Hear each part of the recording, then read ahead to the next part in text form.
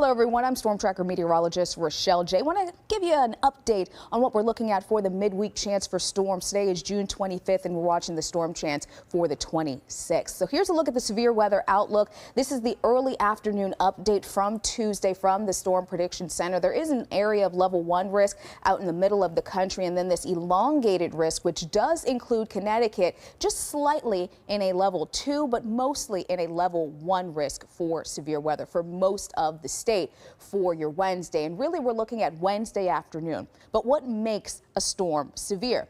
We're looking at winds at or above 58 miles an hour, hail of an inch or greater in diameter, so at least the size of a quarter coin. If a tornado does come out of a storm, it's possible for a severe storm to have a tornado, but not necessary for severe criteria. Now, if a storm has a lot of lightning or heavy rain, that is not a qualifier for a severe storm. So let's break down our risk factors for tomorrow here in Connecticut. At this point, we don't have an outlook for tornadoes. They've actually taken that farther away from our western border, so we're keeping an eye on that for areas to the south and west. As far as large hail, now this has been pulled a little bit farther off to the east, farther into Connecticut just slightly with that Tuesday afternoon update. So some areas of western and southwestern Connecticut do have that higher outlook for severe level hail. Now, as far as winds go, this is going to be our greatest threat, very similar to some of the storms that we had this past weekend. So everyone in at least a level 1 out of 5 outlook for severe level winds. Remember, at or above 58 miles an hour. But there's this small sliver of Fairfield County, this smaller area where we are keeping an eye on that level 2, slightly higher risk for severe level winds. And that will continue down through areas all of New Jersey, all of Delaware, and through a good portion of Pennsylvania, Maryland, Northern Virginia, and even back towards areas like Ohio and West Virginia with that higher risk for severe level winds. So here's a look at the surface map for your Tuesday afternoon. We've got high pressure in control for a good portion of the eastern and northeastern U.S. It's this system that's affecting the upper Midwest down through the southern plains states that's going to push off to the east as we go through tonight, Tuesday night, Wednesday morning, and into Wednesday afternoon. It's really going to be this cold front right now that's down over areas like Nebraska, South Dakota, and heading back off to the west. That's going to be our catalyst for storms as we head into Wednesday afternoon and Wednesday evening. So here's a look around 2 o'clock for the radar on Tuesday afternoon. Remember, we had that low pressure here, that cold front back off to the west. So that's where we're seeing some of those storms out ahead of that system as it pushes off to the east. So one of the things we watch for when we have storm potential is it going to be humid? How humid is it going to be? Because that can help to feed the storms. Now, Monday and Tuesday across southern New England, almost perfection, a little bit warmer for your Tuesday because we had that lower humidity. Now that doesn't last long. Here's early on Wednesday morning. We've got slightly higher values, and what we're watching for is numbers that are at or above 60 degrees. That really indicates when things start to feel a little bit more muggy.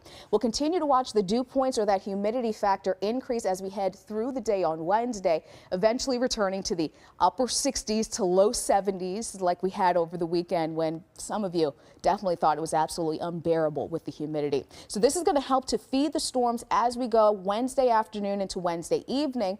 But if you're not a fan of the humidity, thankfully, it doesn't last long. You see some of those lower values starting to push in as we go toward Wednesday night and into Thursday morning.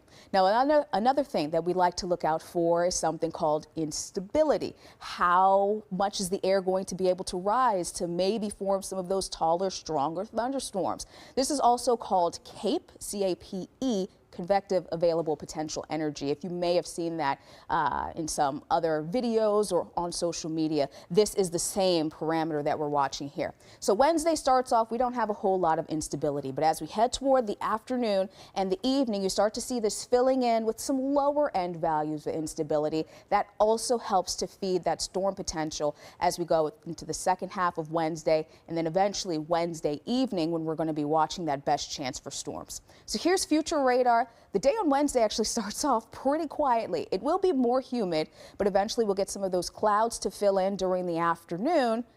But watch this.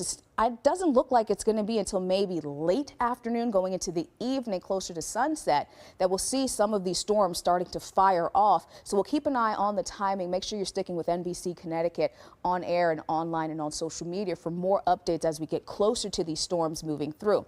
But one thing you're also noticing, yellows, orange, reds, those are all indicating where we could be dealing with the potential for some downpours. You're seeing a few lightning icons popping up, and we'll actually keep this chance for showers and maybe even a few storms past midnight into Thursday morning, going closer toward daybreak.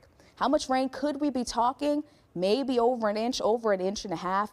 It all depends where some of the heaviest rain moves through. Now, some people could see a lot of rain and some folks might not see quite as much. So don't pay attention to the exact number in your city or town. Just know we have the potential for some heavy rain that will start on Wednesday afternoon going into Thursday morning. Now, I want to thank you so much for watching. If you're interested in following me on social media, you can find me at Rochelle TV on Facebook, Instagram, and also on Threads. For Twitter and TikTok, I'm _ Rochelle TV, but make sure you're following NBC Connecticut across all social media platforms.